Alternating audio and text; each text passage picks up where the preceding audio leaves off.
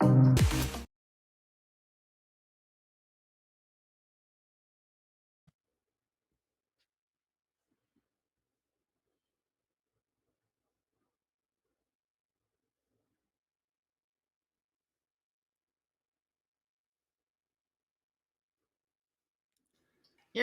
hello. There you are. I was like, you're muted. Yes, I know. How is everyone? Well, I hope. Hello, Stephanie. How are you today? Or I'm good. How are tonight? you? Oh, I'm pretty all right. As you know, I had a karaoke night with Intrepids Saturday night, and I think I'm still getting over it. Oh, dearie Well, me. the funny thing is, it's what time? Like mid-morning your time, and it's evening my time. Yes, it's 11 o'clock. It's 11:04 a.m. at the moment. Yeah. So let's have a look. See now, we are streaming from Get Spooky Society and Come Hither with Heather. So if you're on Steph's live, you won't see the comments on mine. If you're on my live, you won't see the comments on Steph's, but I'll try and have everyone's comments up so you can still read them in the studio. So we have Dee. Oops. Morning, Dee. Welcome in. Thanks for coming. We've got Intrepids. Hello, Nadia. Thanks for being here. We've got, who's that? Shaw Match. No, Shah Woman. Mm-hmm. Hello, Shah Woman. Welcome in. Thanks for joining us. We've got Luana C. Yep. We have Steph. Carvo Quay. My apologies if I get your names wrong. And Beth 420. Is that the 420 I think it is? I won't say no more. And Angie is here. Hello, Angie. Welcome in. Thanks for joining us. Yes. And So if anybody that's on my channel, we're trying to help each other grow our channels. So if you're on my channel, if you could, at the top of the comments, you should see Heather's link, and you need to follow her. She does explorers, she does paranormal, she does she does karaoke, she does all kinds of cool stuff. yeah. So if you would go over and subscribe to her channel. Hello, Michael's Adventures. And I've done the same for Stephanie. If you're on my channel, go to the top of the chat, the pinned comment, and you'll be able to connect with Stephanie there. Hello, Gloria. Welcome in. Betty, how are you? Welcome in. Thanks for joining us. And Michael's Adventures. Bluegrass. Hi, Bluegrass. Welcome in. Marsha. Everyone's coming in. Yay. Oh, it's going to be another party. It is. Now, just don't forget, for those people who have just come in, we're streaming from 2 different channels. So if you're in my channel, you won't see what's being written in Stephanie's chat. And vice versa, if you're in Stephanie's chat, you won't see what's written in my chat. But I'll try to highlight everyone's comments on the screen as much as I possibly can. Thanks. If you are in my chat, you can type in the word Urbex, URBEX, and your channel link will drop. So feel free to connect with each other as well as Stephanie and myself. That's right. Marsha. Do we have a Marsha? Is that Bluegrass? Yes. Oh, Marsha. Okay. Hello, Marsha. Do you get that all the time? I say it every time I do a reading. Yes. You know, I had a friend who was never allowed to watch that show, The Brady Bunch, because the parents said that the kids, if they didn't get their own way, they'd grizzle and whine and moan and groan until they got what they want. And she said that's not very good attitude. So, okay, guys, well, one of the things that we wanted to say too is we have a small, real paranormal group that Heather and I are part of. There's, I think, 7 of us, 7 channels. And we help each other. And we're trying to eventually, it's just hard because there's a lot of different time zones, especially with Heather versus US. But we're trying to like eventually get more of the channels on with us and like do panel discussions about different things paranormal. So Heather and I were the only ones that could get our crap together for this first one. Yes. Once we've got a routine, and however often we choose to do these discussions, the others we hope will just fall into place. Right. With any luck. It's hard to get people together, absolutely. Even in the same time zone. We all have lives. It is. Yeah, it is. For sure. For sure. Yes, just want to welcome in Scratch and Pete. I think he's new, and Angie. And I might have said hello to Angie earlier, I'm not sure. But if I haven't, hello and welcome. So I would just want to, I can't think of Shaw Woman's name. Is it, I want to say Denise, but I might be wrong. Or does it start with a D, Shaw Woman? I can never remember. Spooky, hello. Oh, and Betty. Yeah, I've said hello to Betty. Yep. So it doesn't matter how many times I go live, I still get nervous and tongue-tied. You think I'd be used to it after all these years? Yeah. But no. And the reason why we're kind of sitting off to the side is because we both have equipment behind us. So underneath my lamp right here, there is a cat ball and a flashlight. So you're not going to be able to see it if I sit in front of it. And same for Heather. She has hers over to her side as well. Yes, I have a doll that has, at the very least, I don't know much about the attachment of the doll, but at the very least, it's got residual energy. And it does set the cat's ball and the K2 meter off every now and then, especially when she got a new outfit. My friend Moira crocheted my doll's new outfit. Oh, nice. When we put it on, we put the cat's ball right where it is now. And it was glowing. We asked the questions, asked the attachment questions, and yeah, they were happy with their new dress. Fun. Great. Hello, Tommy. Welcome in. Thanks for joining us. Excellent. Okay. Again, if you're whoever's channel you're on, you've got both our links pinned to the top of the chat. Please go and support each other as well as yourselves. Right. That makes sense. Anyway, so what we thought we'd talk about today was something a little bit different. Later on, we might, if we have time, we might talk about my pending trip to the US. But right now, we were wanting to talk about how spirits view the world they're in now. Right. Stephanie had a conversation. Do you want to talk about the conversation you've recently have had? Yes, Steph, I have spirits in my house. And so I just thought I would just put them back there. You never know. They like to, she asked if I have if I'm trying to contact them. Usually I have them sitting over here on the hearth, and just every once in a while, it could be guides too. It's not always spirits. It could be guides. No, one of the things that we've been trying to do lately is if we get a spirit at an investigation that is really active in answering our questions directly,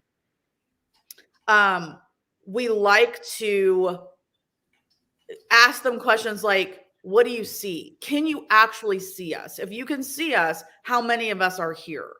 Are you seeing 2023, or are you still seeing what it was like when you were living? And sometimes they'll say they can see us, and then I'll say, how many of us living are in the room? And they never answer that correctly, which then leads me to believe either A, they can't really see us, B, they're not an intelligent spirit, or C, they can't tell the difference between living and past. So that's interesting. They may not really realize who's alive and who's past. On top of that, I had a really interesting conversation at the tavern where I work that's very haunted. And they said, why is it, they're skeptics. why is it that when people talk about, oh my God, I saw a ghost, they're in a white dress, they're from the 1800s, they're, wearing period clothing. So I know it was a ghost. It couldn't have possibly been somebody alive. So that just sparked another thing, Heather, is I believe that there are real live earth angels and spirits that we may be walking next to that we don't even know as a spirit. So that's why they don't stand out to us as a spirit, because they look like us. They're dressed like us. They look like they're in the present. That's a very good point, Destination Spooky. Do they see us as, because sometimes, now I've seen it. It hasn't happened to me, but I've seen, I know Amy's Crypt was called a witch. Other people have been called spiritual beings or something similar to those lines. Are people who from an earlier time, let's say the 1800s, 1700s, whatever, see the modern technology and think, what on earth is going on here? Are you witches? Right. And I've been called a witch. Yeah. You've been called a witch too, yes. I've been called a bitch. I haven't been called a bitch yet from a spirit, but give them time. Yes, that is a good point. Now, one of the things that also in my video this morning that I uploaded from the basement of the canal house, again, for I don't know how many times, I was asked to wear a dress. They actually asked me to remove my pants to wear a dress because they're from times when women didn't wear pants. So they can see I'm wearing pants, but they want me to be in their time frame. So that makes sense to what Destination Spooky is saying, is they're still seeing their time. Yeah, that's true too, Steph. Very true. Yeah. Yeah, well, that's possible too. I've never really thought about it until we had these early discussions about doing this conversation on the panel. Yeah. Yeah, and that's, you know what, Steph, in the video this morning, when I was there, I was like, I'm so sorry. And then I was telling Dale, I guess I'm just gonna have to wear a damn dress. And then the Scarlett O'Hara in me was like, screw that. I am not wearing a dress because some man from the 1800s wants me to wear a damn dress. I'm wearing pants. Hello, Yankee Kyle. Welcome in. Thanks for joining us. Kyle. Yeah, absolutely. Quite possibly. Yeah, it's really interesting that if your current time culture conflicts with past time culture, do they want to engage with you? Right. Is that maybe that's just a thought that I had just then? Will they want to engage if they don't like, the way you dress or the way you look or the way you have your hair or? Right. So then I thought, well, I may not wear a dress, but what if I bring a dress as a trigger object? To then continue the conversation. You want me to wear a dress like this dress, and then maybe that spurs the conversation even further. Yes, or buy a Scarlett O'Hara dress and say, "Should I put this on?" Because I would have been an hour. Give me an hour, and I'll be right back. I'm sure they weren't easy to put on. Absolutely. Over in the same manner. Yeah, it could be. And you know what? If Shaw Woman, if you put your name in there, I totally missed it. I'm sorry. There's so many comments going. I'm trying to have a conversation and watch the comments and have a train of thought. And a squirrel just ran across in front of me. Yeah. Ashley, Rebel Ashley. Hello, dear. Oh, hello, Rebel. Welcome in. Thanks for joining us. Dina. It did start with a D. Thanks, girl. I was trying to look back through my book where I write everybody's name down. It's been a hot moment since you came in on one of the readings. Oh, right. Yeah. True. Now, that was a part of a conversation that must have happened, as some people see spirits and some don't. Right. So I also brought this earring, and I'm going to do a little short, but this is my amethyst earring that I have a pair. I just brought one down, but that a friend made for me. And in our last investigation, it was pulled out of my ear, and it's on film. I've had it come out of my ear twice, but this time it was on film and in 2 different places. So I just wanted to show, I'm going to do a little video of this with the investigation video. I just want to show everybody. It's this little clear back. No, I won't be able to get it back on here. That goes on here, and it gets ripped out of my ear. And I've tried everything, and it literally, yeah, I'm trying to hypnotize you stuff. It literally doesn't just fall out of your ear. It's not like the back is working itself off. The back is still stuck to the back of my ear. And I took it as far off as I could and had to shake my head around to get it to come out of my ear. So that's going to be an interesting video coming up. That sounds amazing. Yes. Yeah. I've never had anything like that happen to me. Well, Dina, it's amethyst. So it's my amethyst that, I'm wearing for protection. And it happened at the Haunted Tavern where I work one night. And then it happened, same ear, but I can't prove it's the same earring. I don't know. They're both the same.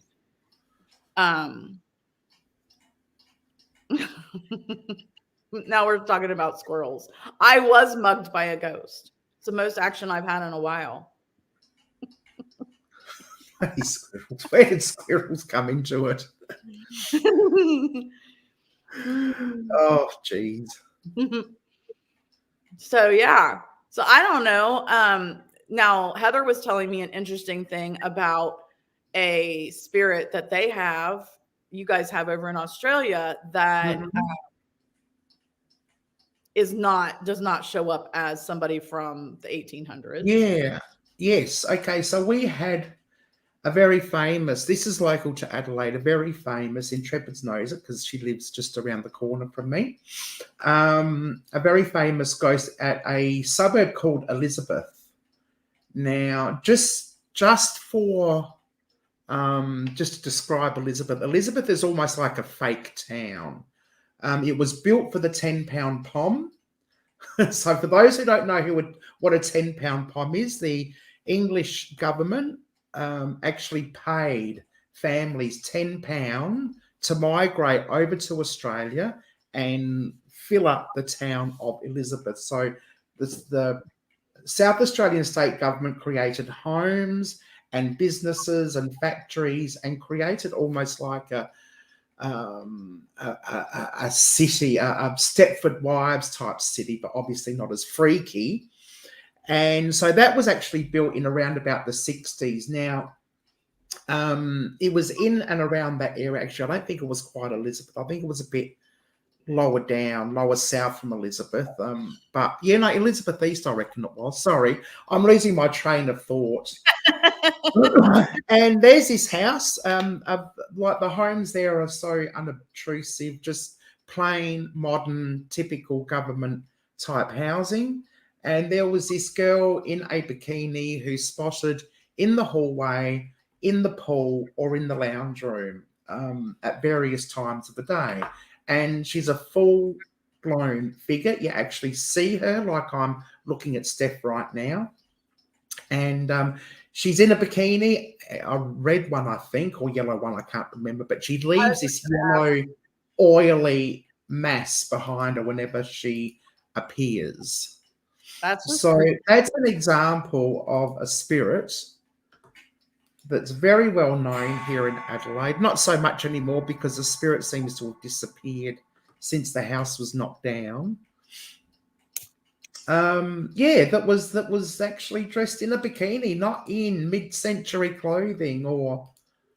Here we go. Interesting. That's very interesting. There you go. Check Elizabeth in the 1960s out here. for those who have any interest in South Australian history whatsoever. It was named after Queen Elizabeth. I'm there just so I can see her. But you said they tore the building down. I can't remember. I do believe she only winks. What she did, she was saying. Now, this is one of the more famous stories. She was sitting in the lounge room. Mm-hmm. She was wet. She was sitting in the lounge room at a party, and she winked at one of the party goers. And it wasn't a warm night. It was a cold night, and she motioned for him to go out the back. And she walked down the hot corridor and dived into the pool. And so she was swimming in the pool. He was just watching her in the pool. And when she came over to the side, she lifted her arm up like that, as if to ask him to help her out. And as he went to grab her arm, she disappeared. And so, yeah, it was very, very freaky, I imagine. And I know they've had plumbers and other workmen at that particular house who refused to go back after experiencing the Steph wouldn't even know if you can smell her or hear her or just see her. Yeah, I don't know if she talked or not. I'd have to go back. I don't think they could smell her. I don't think they could hear her. I think they just just saw her. She was looking for a sugar daddy. Yeah, she might have been. Yes, we did have a prime minister who went swimming and disappeared. He was only in office for a short time, just a few months, I think. Oh, wow. Yeah. Harold Holt. There's a huge, huge mystery on Harold Holt. You can just Google search Harold Holt and something will come up. Australian Prime Minister. Mm-hmm. Hello, Shandy. How are you? Welcome in. Thanks for joining us. I hope you're well. Yeah. So, yeah, I don't know. The only apparition that we've caught that looks like a person definitely she was from the 1800s. She was the postmistress. We caught her in still shots, 2 different still shots that I took. And she had her hair almost in the Princess Leia type buns on the side, and she was dressed in period clothing. And interestingly enough, we were able to go back and find a picture of the postmistress and identify her. So that was really cool. But other than that, I can't say I've seen an apparition to the extent of knowing what they had on.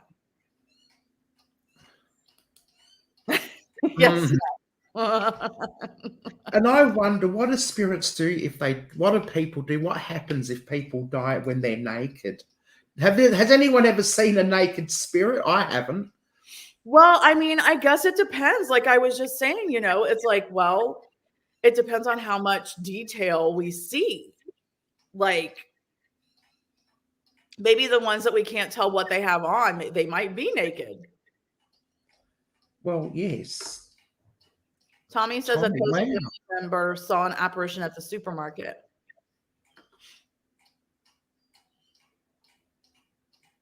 Would you like to tell us more? Yeah, Tommy, were they from what time period?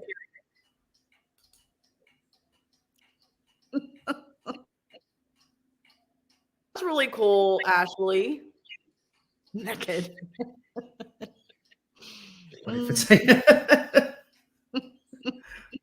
Oh, I have a list. I have a list of naked ghosts I want to see. Now this conversation's taking a turn. Yeah, I know. Sorry. You never go live with me. You never know where the conversation's going to happen. Early 1980s. Okay. Oh, wow. Okay. That's awesome. That's very cool. Very cool. Yeah. Now, the other spirit that I spoke to, because we also what would happen if we actually saw him? What would we see if we saw him? There was a boy, Werner can tell you his name, that we went to a cemetery. We spoke to a boy, and he told us that he was looking forward to going to the shops on Monday to buy new shoes for school. And I just wonder what he would look like. Mhm. You know, if he had actually appeared, if we had photos of him or we saw him, Mhm. you know, did he ever get to school? Did he ever get to buy shoes? I wonder, did he die before he got to buy shoes? I wonder what happened to him. Maybe he died on the way to get shoes. This was in a country town, so I'm suspecting that it would have been a trip to Adelaide. Right. Interesting. Yes. Hello, And this is Dead Adventures. Well, yeah, it is very interesting. I don't know, because I also think that it's a lot of what we perceive is because of what we see in the movies or on TV or what we're told over the years. And so, I think that has a lot to do with what people believe they saw.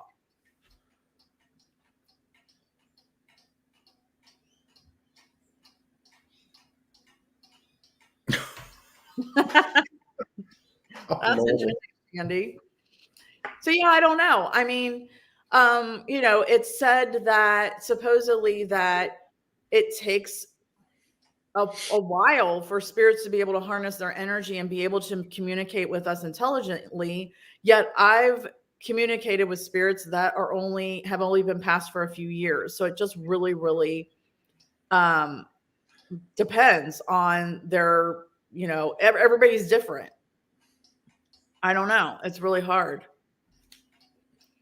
Yeah, and just recently, you like now, and I'll share my story in a moment. But just recently, you communicated with what was a manor, slaves that were hiding in a cupboard, hiding in the closet or upstairs. Yeah, in the attic. In the attic, too frightened to come down. So are they still in their time frame? Right. Is the master still there? Well, and then times past. Exactly. So at the tavern where I work now, it used to be a brothel in the 1950s. And those women that we attempted to communicate with, there was 6 that came through, and they were afraid to communicate with us because they were still in the 50s. They still felt that their manager, boss, if you will, was still telling them what to do. So they really didn't want to communicate. They were afraid to communicate with us, just like the slave children were afraid of us because unfortunately we're white. I don't see when I'm in that zone, I don't see things that way. So somebody had to knock me in the head with it. Stephanie, they're afraid of you because you're white. I was like, oh, I didn't think of it that way. Yeah. Yeah. And just recently, I did an investigation at a cult house or an occult house, and they wouldn't talk. And I found out through the dowsing rods, I found out they were very quiet, very timid, very nervous. And I found out through the dowsing rods that the minister's wife was in the kitchen, and they couldn't talk too loudly because if she heard them, she would go and tell her husband. Wow. That's interesting. Yes. Yeah, so and of course, and the other thing about, especially for me, because I don't necessarily do the big known, well-known places with stories and background stories. I go to places that are unknown. I go to places that I enter that are abandoned, that if I feel that there's something there, I'll do an investigation. So I have to try and build a story up myself, and you don't know what the spirits are telling you, if anything at all, you know. Right. And we do that a lot as well. I mean, we do go to get a chance to do historic places, but we also do places that we have nothing on. And even if you do historic places, it doesn't mean you're going to actually communicate with who was famous there or infamous there. So Yeah. Ashley says that based on the soldier, they feel that it was her grandfather.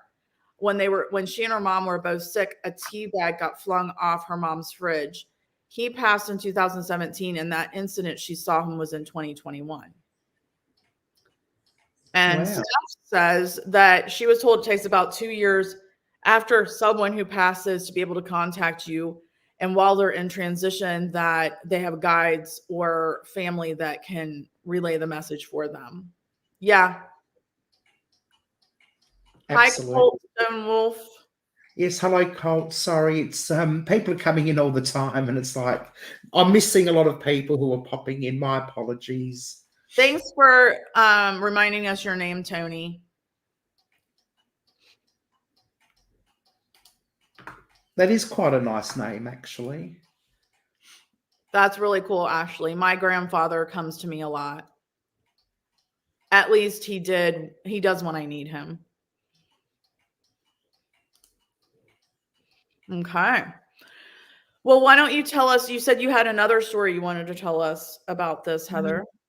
Oh, hang on. Oh, I've lost my train of thought. What was I going to talk about?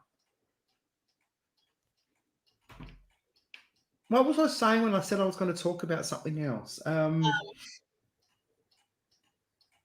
I don't remember what we were talking about. Oh no! Oh dear! Oh dear!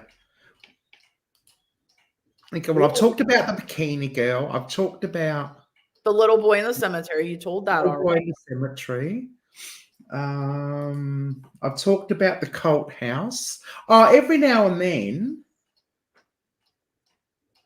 Maybe it was the cult house that you were thinking about. Maybe that was it. Yeah, maybe that was it. But every now and then, I'll actually ask the spirits, you know, how do you see this place now? Because a lot of spirits also react to renovations going on as well. Mm-hmm. And do you see this place as it used to be, or do you see this place as it is now? Because as a lot of people know who are on my channel, I go to abandoned places and places that are literally destroyed. And if there's anyone there, it's just interesting to know if they see. Sorry, I just got distracted. That tickled my fancy.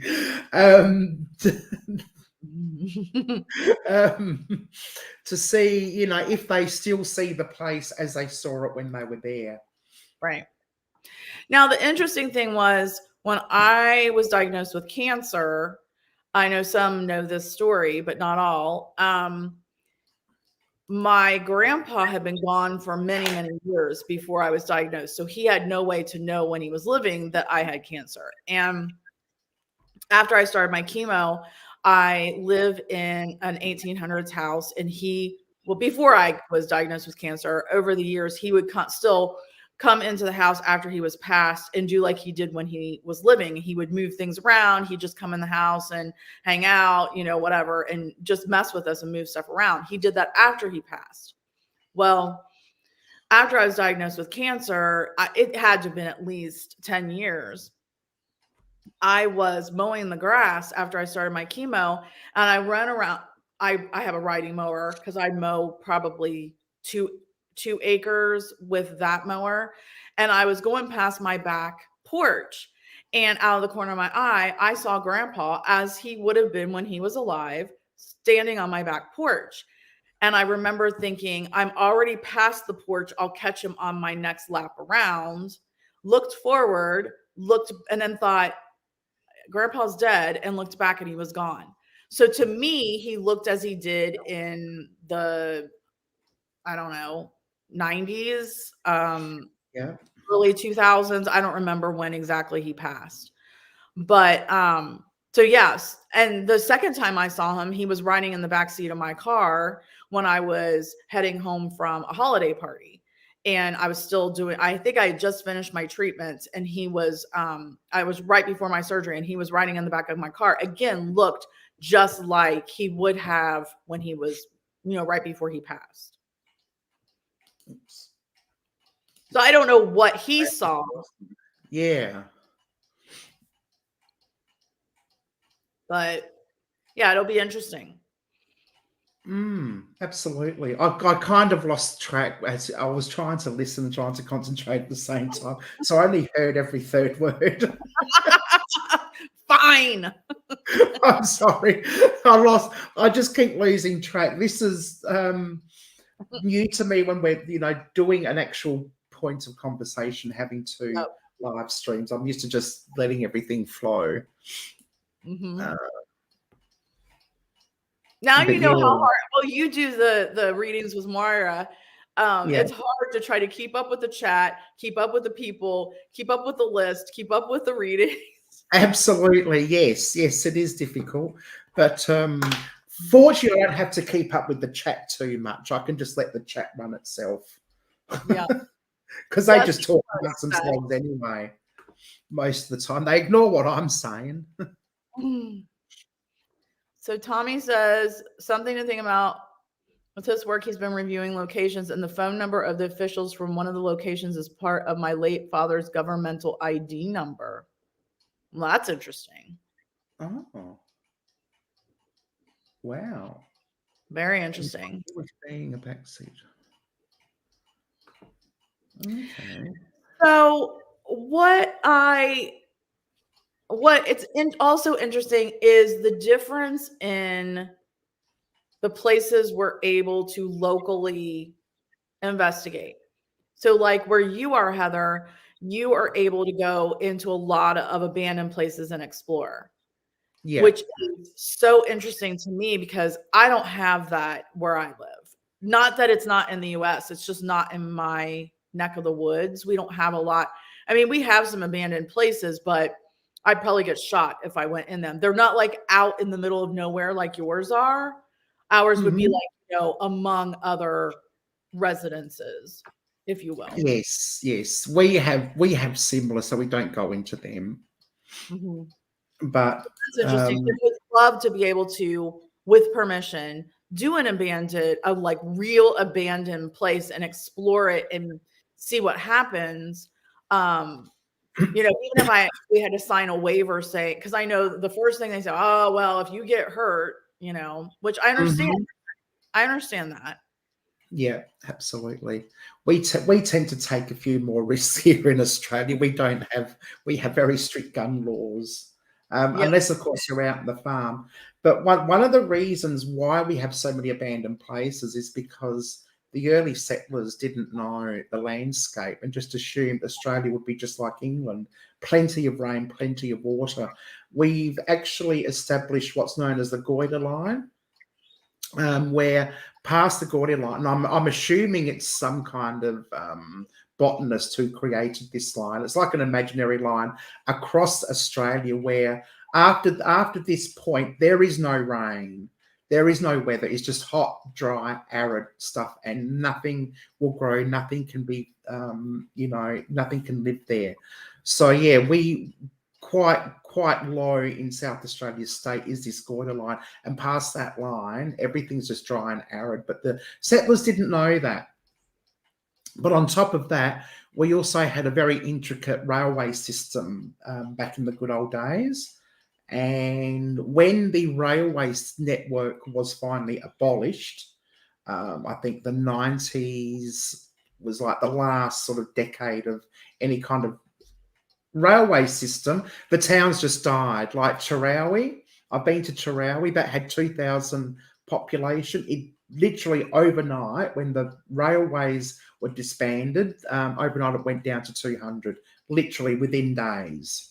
So that's why we've got, and the whole street is abandoned. You've got shop upon shop upon shop, doctor's office, dentist's office. You've got play centres. You've got everything. but shop upon shop is just literally abandoned with a few places still running. Hello, Nora. How are you? Welcome in. Thanks for joining us. So we're very lucky in South Australia to have that. Mm-hmm. And, Hello. yeah, and a lot of history, and that's why a lot of places I go to, you know, do have energy left behind Mm-hmm. For sure. from those early times. And I'd actually have to go back over some. I should have gone back over some of my videos because I forget, you know, most of the experiences that I've had. That's interesting, Ashley. So my best friend's dad and my West Coast dad passed away last September, and he had dementia. And when he passed, right before he passed, he was, you know, in and out. And he had realized, unfortunately, that he wasn't the best dad or the best husband and regretted it. And so when he passed, I felt in the communication I had with him right away that he was in his own hell, if you will, his own purgatory that he created for himself that he felt he deserved. And I need to go back and listen to my live that I had Kedrick Olson on my channel. He is a warlock, and he has a video that he talks about what is life after death. And there's three things that he said it can be. It can be what you think you deserve, what you think it is, and there's a third one. So like if you feel like you were a horrible dad and a horrible father and you feel you deserve to go to hell, whether there is a hell or not, you can create your own hell for a short period of time until you do that transition and your loved ones take you where you belong after. And then there's what you think it is. If you think it's going to be, you know, we all have a different probably perception of what we think life after death is, then that could be where we go. And there's a third one. I can never remember the third one.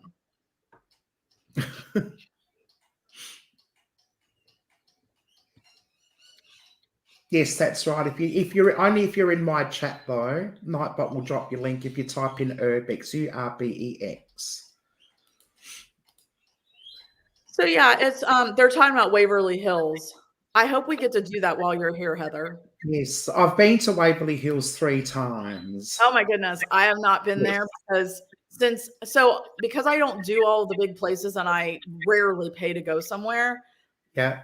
When we decided we kind of wanted to go, they had that whole lawsuit going on, and I wasn't about to give money to trying to kick out the people that saved the place. So I heard rumors that they've got that ironed out, but I don't know. Okay, yeah, the first time I went there, 2014, was absolutely amazing. I loved it. It was well run, well organized. Oh, pardon me. You knew what you were there for, and so did everybody else. But things went downhill. We went back in 2016. It was okay, but 2018 was bloody awful. I tell you what, they had people crowded in. Like the group was bigger. We did the overnight, the 12 till 6 a.m. investigation. They had double the numbers that they had back in 2014. They had rules about torches and flashes and cameras. The people there was nobody there interested in paranormal. They were running around like headless chooks. So I didn't even bother getting any equipment out. Mm-hmm. They'd stopped doing they did tours like in 2014. They had the tour. They let you go by yourself and you just swap levels every so often. Yeah. And you investigate. Then they bring you back and they do a group investigation with the tour guides. None of that in 2018. You were just left to run around as and how you liked, and you couldn't do anything. I was really disappointed. So this year, I know Werner wants to go back this year, but he wants to go back during the day because I think he wants to get drone footage. Oh yeah.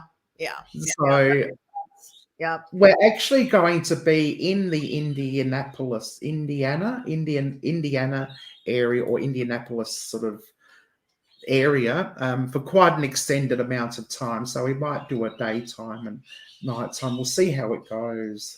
Yeah. But based on my last nighttime experience there, I'm not too keen to go back, to be perfectly honest. Mm-hmm.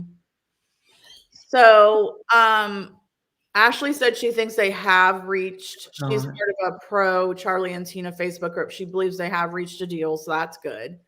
Steph says that from stuff she's reading, she thinks that people go back to the happiness in their lives, how they were at that time. And that would make sense if, eventually, even if they go into what they feel they deserve, eventually they will go to their happy place.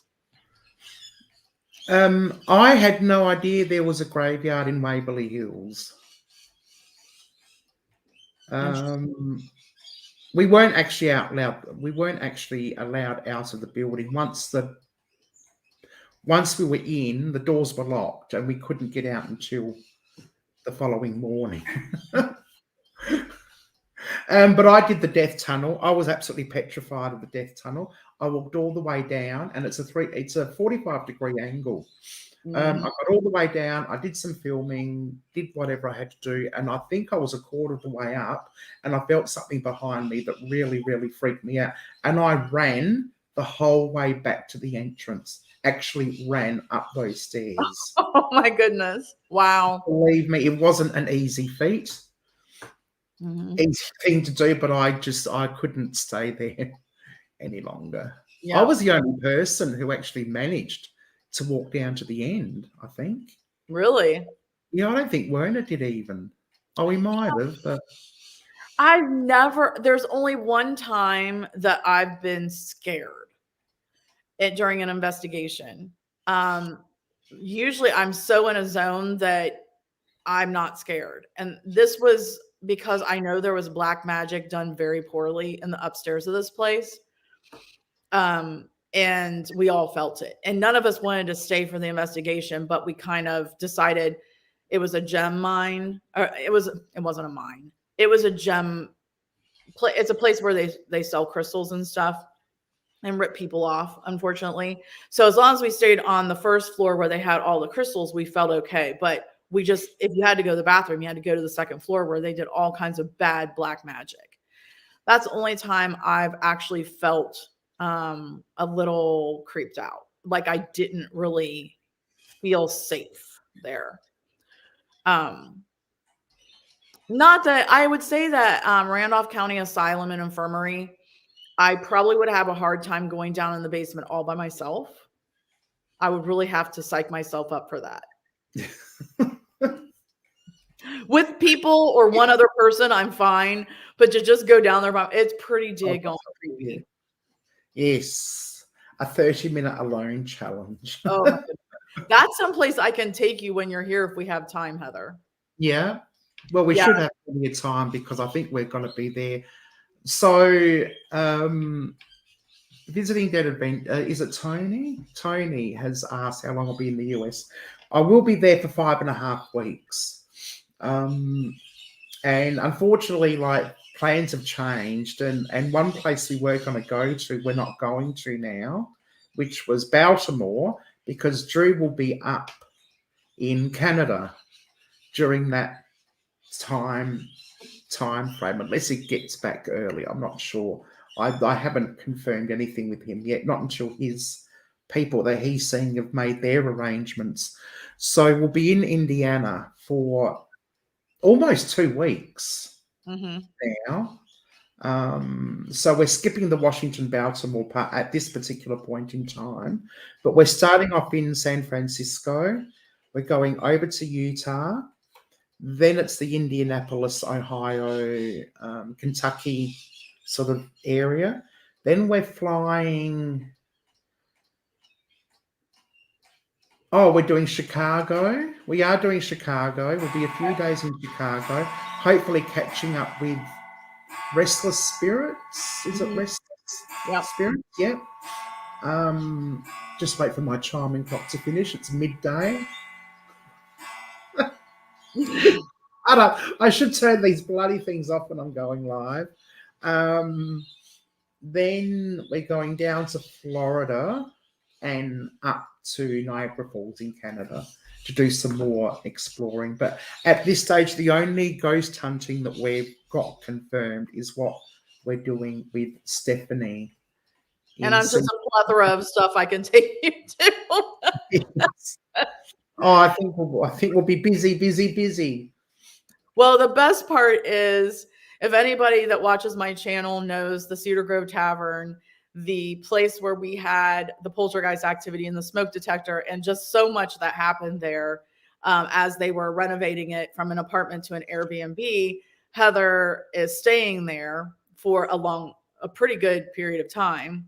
Yes. And we are getting the keys to the tavern and the bowling alley downstairs, where we've also gotten amazing activity actually during business hours, because that place is open 7 days a week and we've never spent the night. So we caught our real disembodied growl behind the bowling alley.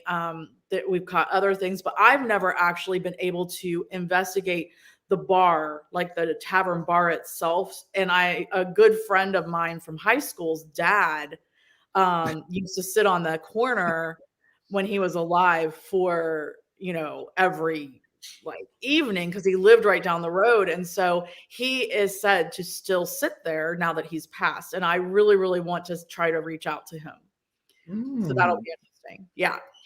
Wow. That sounds amazing. Yeah. So and she says she's the owner. She's funny. Her daughter, Michelle, lives in the house that's attached to the tavern. And so she lives over there now. We've investigated it as well. We didn't get as much activity over there, but her name's Michelle. She sounds like Minnie Mouse, and she calls me Ghost Girl number one, and Dale is Ghost Guy.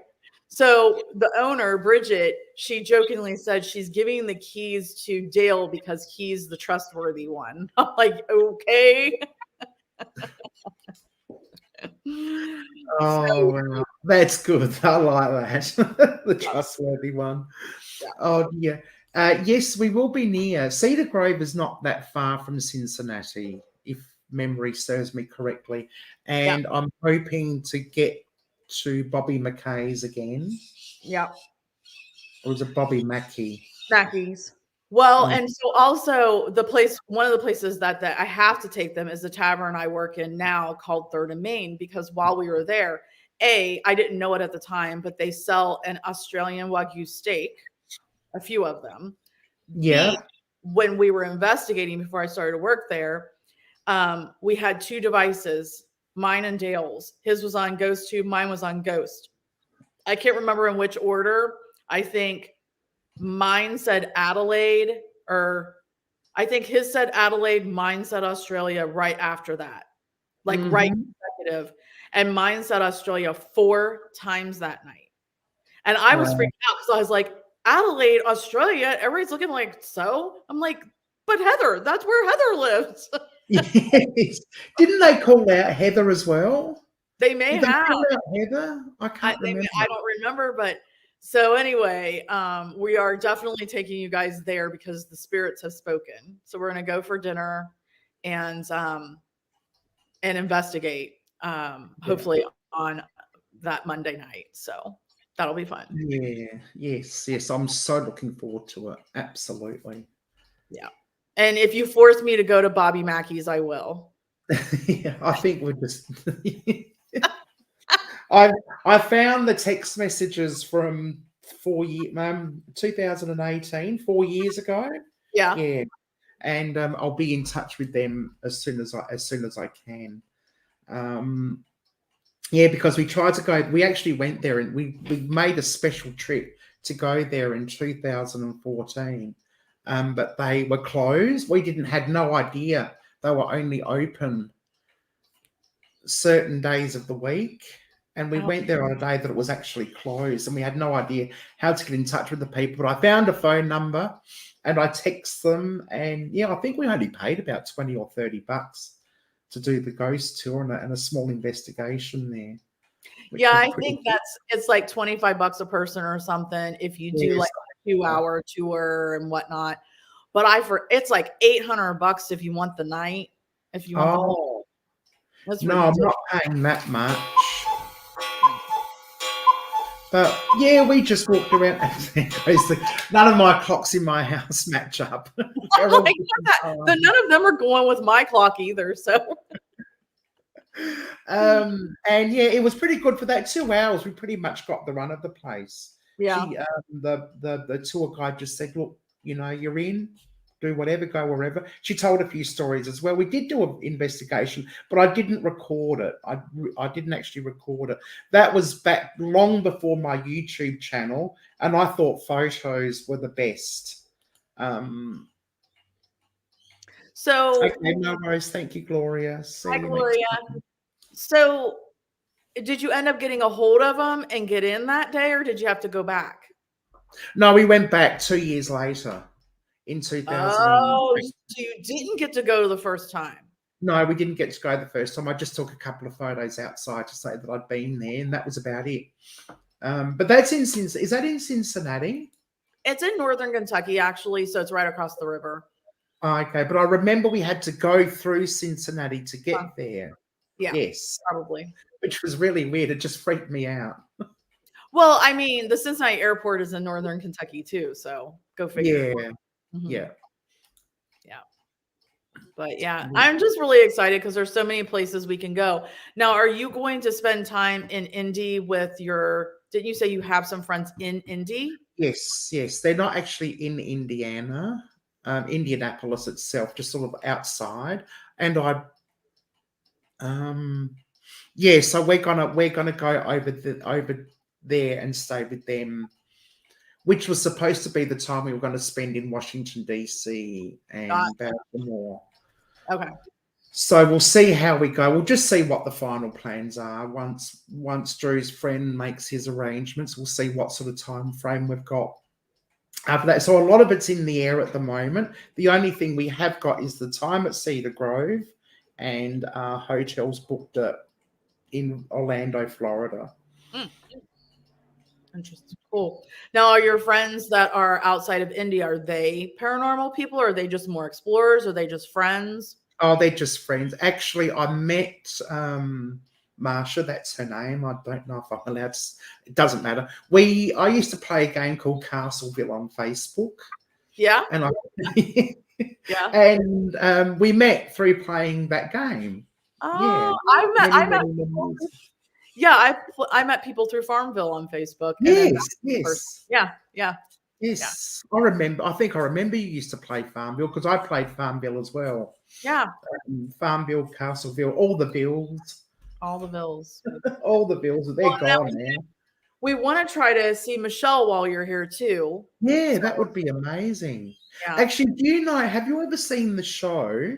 This is who Michelle reminds me of. Have you ever seen the show? What's it? It's got the two gay guys and a woman. Let me. A sitcom, a half-hour sitcom. A half-hour sitcom, yes. But she doesn't have blonde hair. No, she doesn't. But there's a character called Karen. Yeah. Yes. Oh, what's the name? It's right there. It's one of my favorite sitcoms. Oh my God, what is that? That was my I can't think of it right now, but I know which one. So she reminds you of Karen? Yes, Michelle's voice sounds a lot like Karen's. Every time I see Karen's face. The White House. Oh wow, can you imagine what that would be like? Will and Grace. Yeah. Yes, Dina. Will and Grace, that's the one. Oh my God, that was such an amazing show. I love that show. Karen was hysterical. Well, Michelle's working on trying to get us into that doll place. Oh yeah. So there's this place in Kentucky, in like kind of between, I don't know, somewhere around Richmond, Kentucky. She actually is moving in. She and Chris are moving in with her dad and stepmom in Hazard, because they just can't take care of themselves. So they're going to move in and like get the house ready to sell and whatnot. And so she found this. I forget what it's called, the doll, Wayward Dolls or The way something. we go, yeah. And this guy and his wife, he was some kind of scientist. And so he was out in the woods all the time. I forget exactly what kind of scientist he was. And he would find these dolls that were abandoned in the woods, which is weird. Not just one, but many of them. Wow. So then he brought him back to his place, and it's called the Wayward Doll something or Oh, other. yeah. Yes. That was amazing. Yes. Yep. So she's reached out to them on Facebook to see if there's any way they'll let us come and investigate. So that would be great if it was while you're here. Then you could get to meet her. We could, go there and have a really creepy investigation. It would be awesome exploring video for you too. Yeah, absolutely. Absolutely. There's a lot of people interested in dolls. So, yeah, that would be amazing. Mm-hmm. Yeah, I think that would really be cool.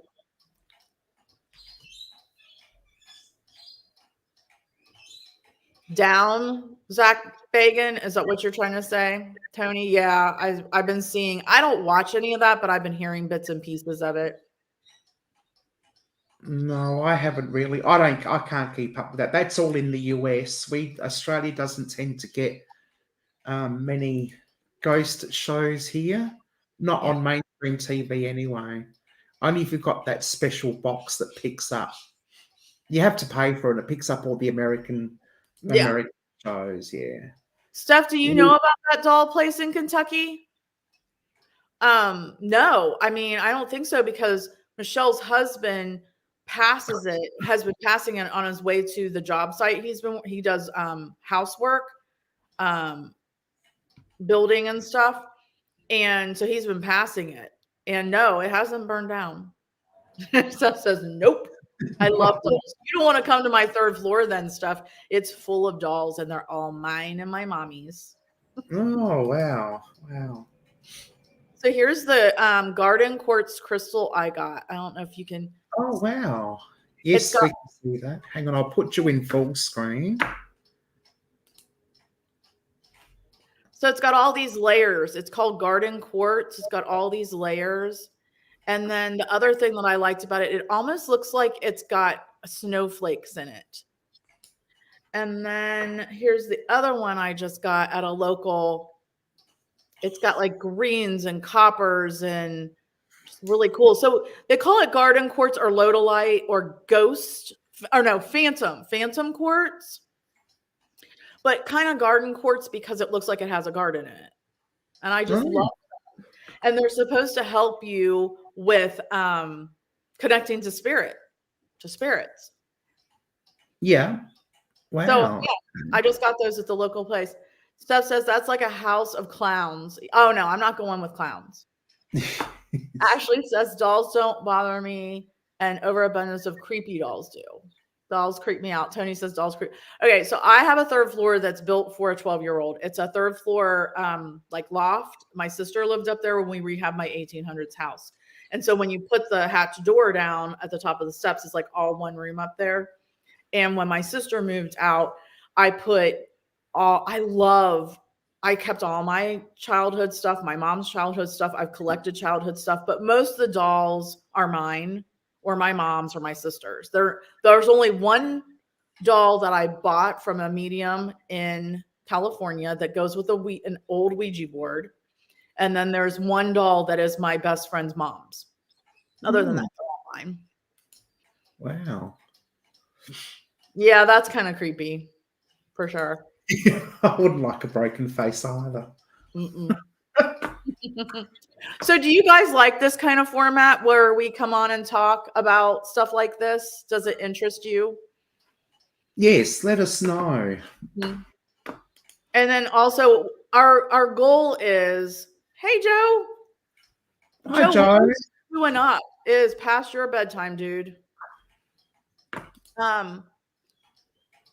Ashley has a porcelain doll that has her name. That's cool. But our goal is, now that Joe's on here, our goal is to eventually try to have more of this group that we have. And Joe's one of those, and like come together and have a bigger panel. And we're trying to help grow our channels within our viewers, like Michelle and I have on that side, so that we can, help drive people to the other real paranormal channels that we are friends with. So eventually Joe will be up here with us at some point. He's working on a really cool set at his house to do lives and stories and stuff like that. Yeah. So again, if you're on my channel and you're not subscribed to Heather, Come Hither with Heather, please go subscribe to her. Absolutely. Yeah. And vice versa. If you're on my channel, go to the pinned comment and you'll see a link to Stephanie's channel as well. Steph has 3 dolls, 2 with the name Stephanie. Oh, so I am part of a coven, and we're picking. I didn't mean to laugh. It just the way it came out. It just made me. We're picking witch names. We're picking witch names. Oh, we need to tell the story about your doll in the back. Okay, so we're picking witch names. My witch name is going to be Estella Isis. So because I have my Moon in the Stars class that I teach, I'm going to be doing more of that on YouTube. Estella, I always, in my day, when I didn't want to tell people my real name, I would tell them my name was Stella. So Estella is an older witch name, and it means star. And Isis is the Egyptian goddess of the moon. And I was an Egyptian queen in a past life. So Estella Isis is going to be my witch name. Heather, Dina wants to know the history on the doll sitting behind you. Okay, well, this doll we picked up from an abandoned. Well, we kind of rescued the doll from an abandoned house. Now, I'm just going to say that I don't often take things from abandoned places. Or actually, I've never done it. Werner took this one. He fell in love with the doll, and I kind of liked it as well. So it was actually outside in the ground, getting wet and sunned and all that sort of thing. It was obviously abandoned. The place was falling down. So we actually decided to salvage this particular doll, and we do believe that it does have an attachment, or at least some residual something, energy. That's the word I'm thinking of. Oh, geez, I need to go back to bed and start the day again, I think.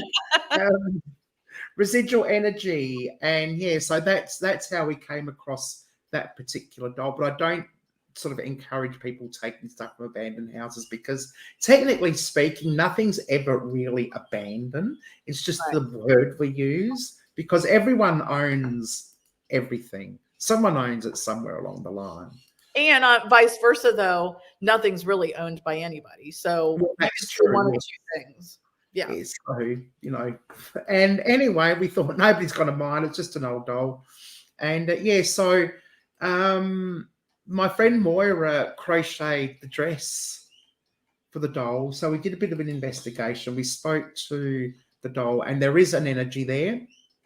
Whether it's intelligent or residual, I'm not sure, but they certainly made their like for the new dress known by playing with the cat's ball a lot. Now, you'll probably notice the cat's ball hasn't moved, but I've noticed that throughout the live stream, the K2 meter lit up a few times. Oh, I didn't see it. Nice. Yeah, I'm kind of keeping my eye on that as well. I'll have to go back. Not very often, but it did happen every now and then. Before I do this, I always talk to my spirits beforehand and ask them if it's okay to do this on a live stream. Yeah. And I got a kind of, I think I've got a maybe. I've got a no if you must. I used the dowsing rods, and they were very half-assed. Whoever it was that was manipulating the dowsing rods was very half-assed. Well, You know, the way I look at it is that goes right along with this doll, this wayward doll place. He also rescued the dolls. So you like rescued her, he rescued them, Mm-hmm. and brought them back to his place and, you know, gave them a forever home. And a lot of it, he's just Oh, looking to see, like, there's still some of them are outside. He uses them as decoration and stuff. So they may not be inside. If they were outside, he may have kept them outside just to see, okay, you know, it's going to take lots of years for them to actually disintegrate back into nothing. So yeah, it's really interesting. Yes, Steph. Heather has the K2 going. yeah. Hello, Drew. Welcome in. Hi, And Drew. I want to say that Joe and I from the paranormal side actually invested this doll together. Oh, you Um, did. That's right. Mm-hmm. yes, I only just remembered. Now, I don't know if I think it was on my channel, could have been on Joe's channel, I'm not sure. But if you check one of us out, you'll see it in a live stream somewhere, and you'll see the picture there. Mm-hmm. It's as large as life. That was a good investigation. We got Augustus come up and a few spirits I didn't even know we had here.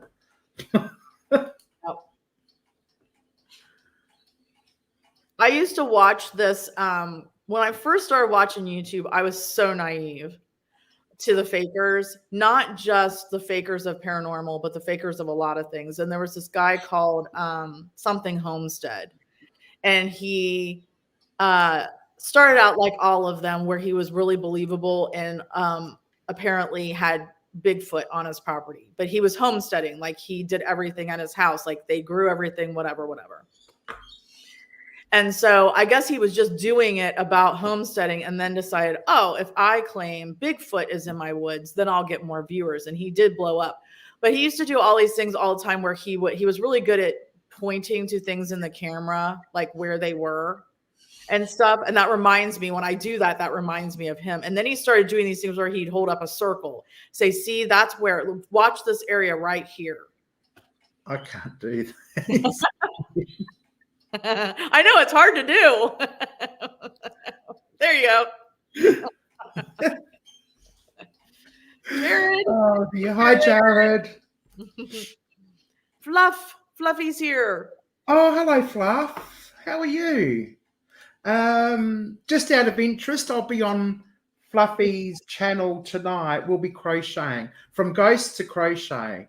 I love it. I'm a crocheter too. I used to crochet Oh, all my baby dolls' clothes. yeah. I like to play with them. I just like to crochet them dolls. Oh, wow. Actually, there is a doll that I want to show you. It's in the cupboard. Can you give me a moment? Yeah, Jared's gonna fight Bigfoot to the death. Oh, I can picture it too. Yep. Okay.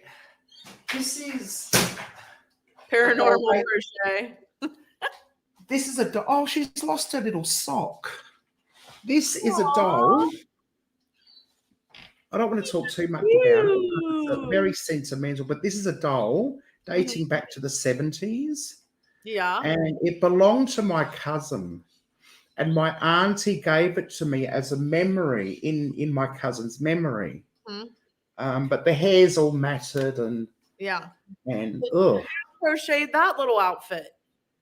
My auntie actually crocheted this. It's so cute.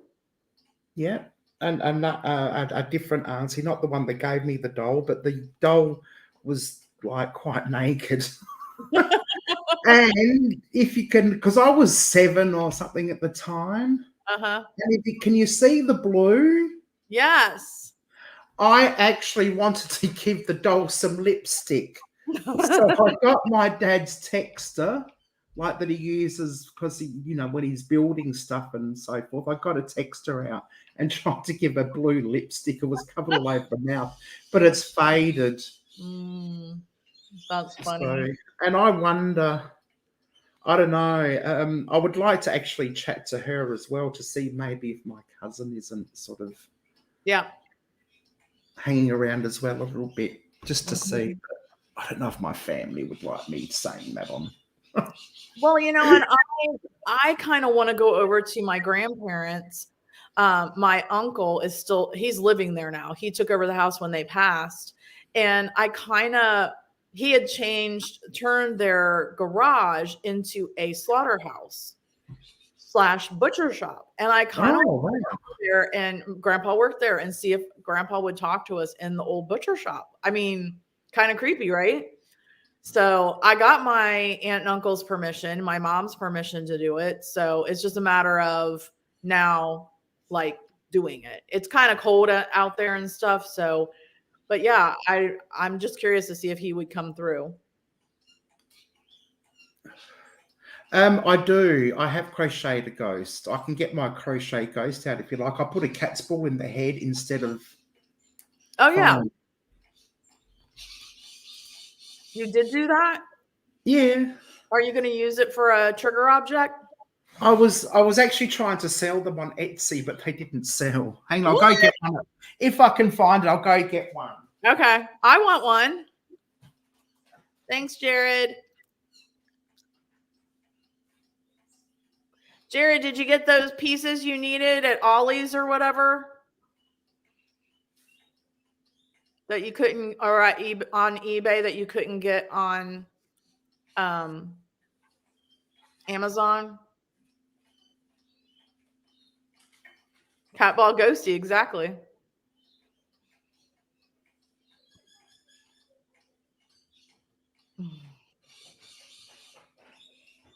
See, you have to clock into work in 2 hours and 12 minutes.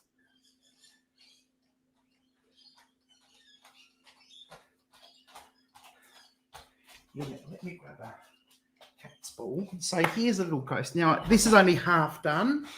Mm-hmm. So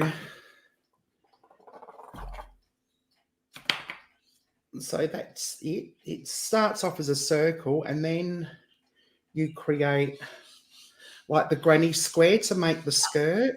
Yeah. And I just tie the neck up. I usually put in a little eyes and a nose. Mm-hmm. And instead of foam, I grab one of these and I pop it in there like that. And yeah. I like that. Make a little ghosty. Yeah. Were you on Jared's live that one night that they were talking about the different objects we can use? And Brent had the little, wasn't it a cactus or something? No, I don't think I was on that particular live. That's interesting because he had like a motion. No, it moved, but it would also repeat what you said to it. So the whole thing was, you don't have to spend, $200 on a Boo Bear or whatever. You could just buy something. I think it was like, I don't know, $10, $15 on Amazon. And if it heard an EVP or disembodied voice or whatever, it would repeat it. Yes. Because there's a lot of those little toys, isn't there? Mm-hmm. The cactus. Yeah. Yeah, no, I think I might have missed that one.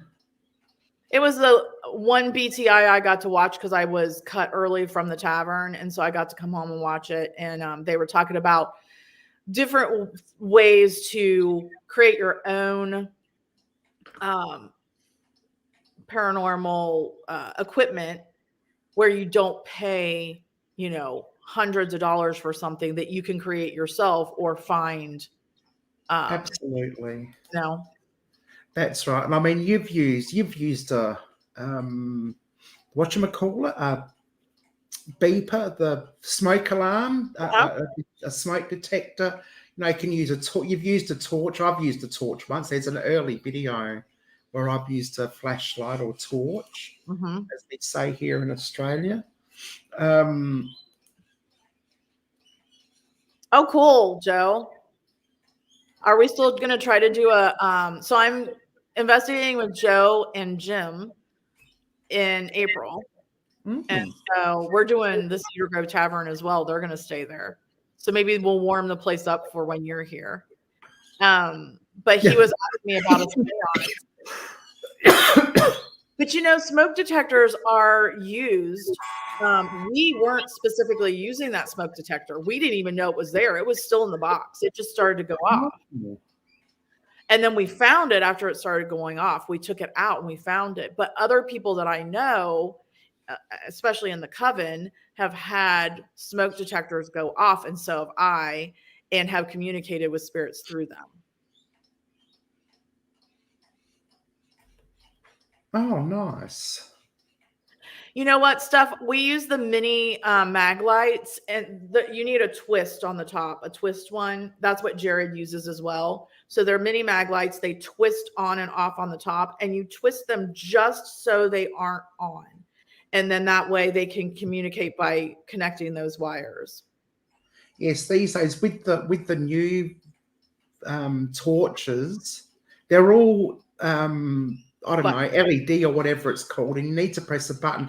And if you turn it off, you have to press a button to turn it on. You need the old-fashioned kind. Yeah, exactly. Yeah, if one turns a push button one on, now that's a strong spirit. Yes, exactly. Oh, so Jared said that he's off tomorrow, Heather, because he had to cancel that Amazon order for the pieces for our equipment. Oh. So he's going to try to find them either, hopefully on eBay. Oh, okay. Electromagnetic energy closes. Yep. Yeah. Oh, wow. Yes, we've ordered some equipment that Jared is going to make for us, which is really exciting. And I have to wait. I don't know if he's going to get it all ready by August. But I'm going to have to wait until I get there before I can collect, because it'll save on postage as well. Well, you know what I was thinking is, since you definitely are coming to see me, if you're not going to end up being able to hook up with him, he could ship yours to me with mine. Oh, yeah. Absolutely. Yes. Unfortunately, we won't be going to Washington or Baltimore. But again, it also depends on Drew and Drew's friend and when he gets back and how long.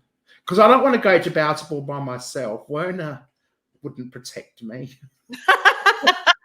Damn it, Werner. I have to have a shirt made that says "Damn it, Werner." Werner's about as frightening as a lump of jelly. Oh, that's funny. Oh dear. I've seen enough of the videos to be a little bit wary about Baltimore. But anyway, never mind. And I mean, Jared's also gonna hopefully at some point, Jared and Joe, be up here on the panel with us eventually. Yes, we hope so, as well as other people. There's spectral researchers, Debbie, Jim, Restless Spirits, and who's the one from Long Island? Courtney. Courtney, yes. What is her channel name? Dang it. What's Courtney's channel, Jared? I'm drawing a blank. Trinity, yes. So there's like 7 of us all up. Yep. Yes. A panel of 7. We're gonna rotate channels, like channels that are live, and then because we can only have how many? Like 3? You can at the moment it's 3. I'm changing platforms. I'm going from StreamYards this year or this month cost me $37 because the Australian dollar has crashed, and or the American dollar has just strengthened for whatever reason. I don't know which one it is. Probably the Australian dollar's crashed, and it cost me $37, which is quite expensive. So I'm going over to, I think it's Restream. Or no, Melon. I'm going over to Melon because they're like $9 a month American, which will cost me about 15 maybe Australian a month, which is such a huge difference.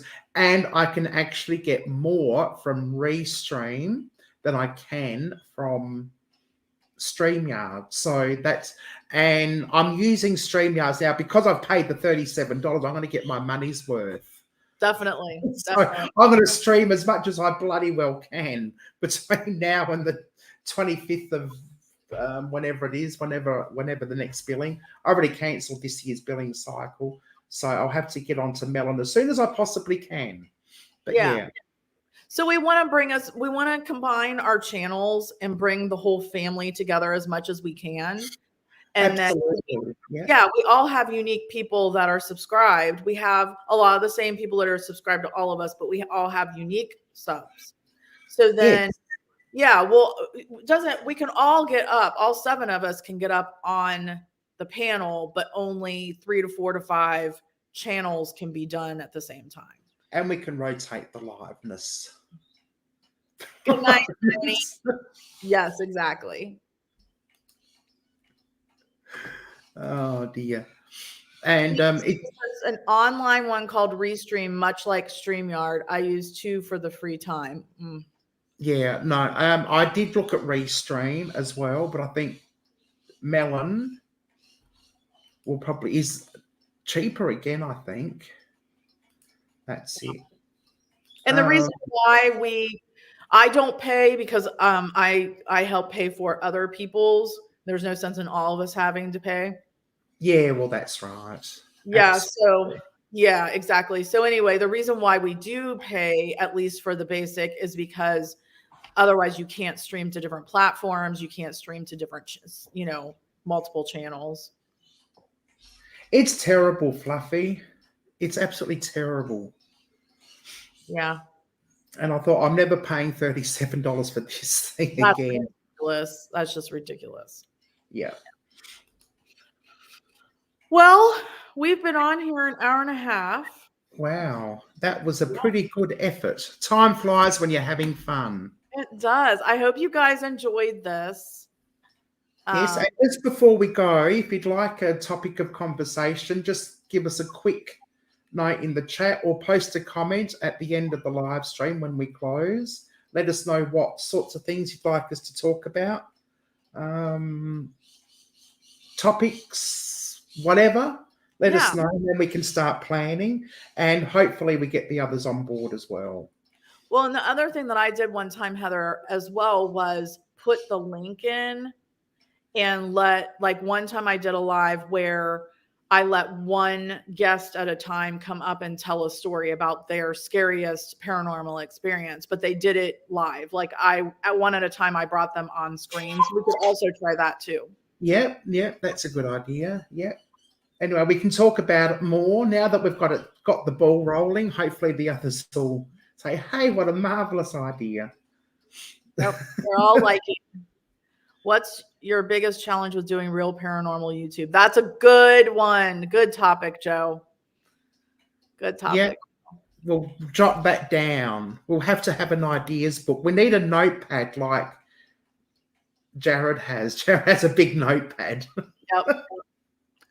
Yep. Steph says it was fun.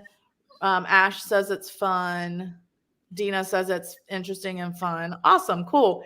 And then, like I said, Michelle is moving to her dad, so I'm not sure when we'll have our next live reading show, but it won't be too long before we do that. They've got really bad internet at her dad's, so I'm not sure she'll be able to actually go live from there. She's got to figure that all out. So stay tuned on that. So good. Anyway, thank you very much, Stephanie. Yes. Thank you very much, Pat, for participating and being here. Whether you've popped in and out or stayed here for the whole time, doesn't matter. We really, really appreciate your support and your contributions as well. It's been amazing. Yeah, and looking forward to our shenanigans while you are in Indiana. Absolutely. I can't wait to go live in America.